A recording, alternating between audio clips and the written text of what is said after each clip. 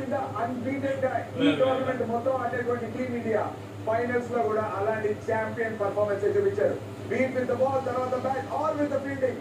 Why are Indians the true champions అని తిరిగి మరొకసారి నిరూపించారు. టీమిండియన్ ప్లేయర్స్ ఎక్స్ట్రాడినరీ బౌలింగ్ చేశారు. మొదట బౌలింగ్ చేసినప్పుడు పిచ్ కి అనుకూలంగా లేదు, అక్కడ మొదట బ్యాటింగ్ చేస్తే బెటర్ అని చెప్పి మాట్లాడుకున్నప్పటికీ కూడా మనం తర్వాత బ్యాటింగ్ చేసినప్పటికీ కూడా చేస్ ని ఏమాత్రం ప్రెషర్ కింద ఫీల్ అవ్వకుండా, ఫైనల్స్ ప్రెషర్ అందుకోకుండా ఎక్స్ట్రాడినరీగా చేస్ చేయడం. అండ్ రోహిత్ శర్మ అండ్ విరాట్ కోహ్లీకి కలిపి హిస్టరీ క్రియేట్ చేస్తారా అని ఎదురు చూస్తున్నాం. తిరిగి హిస్టరీ క్రియేట్ చేశారు. 3 ట్రోఫీలు చెరువు అందుకున్నటువంటి రోహిత్ శర్మ అండ్ విరాట్ కోహ్లీ 4వ ట్రోఫీ కింద మలుచుకుంటారా ఈ ఛాంపియన్స్ అని చెప్పి చూసాం. ఎస్, మలుచుకున్నారు.